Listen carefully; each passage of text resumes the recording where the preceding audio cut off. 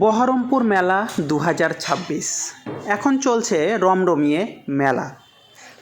বহরমপুরে বিশাল মেলা। আমরা সন্ধ্যাবেলা ঘুরতে চলে এসেছি জয়া ফালাক সবাইকে নিয়ে। তো এই হচ্ছে বহরমপুর মেলা, যেখানে রং বেরঙের রয়েছে বিভিন্ন ধরনের খাবার আর বাচ্চাদের সরঞ্জাম। কিছুটা সময় কাটানোর জন্য একদম উপযুক্ত জায়গা হচ্ছে এই মেলাটি। বাচ্চাদের মনোরঞ্জনের জন্য চলে আসুন এখানে। আমরা তো সেই মজা করলাম, খেলাম পাটিসাপটা, এবং এখানে সস্তাও বেশ।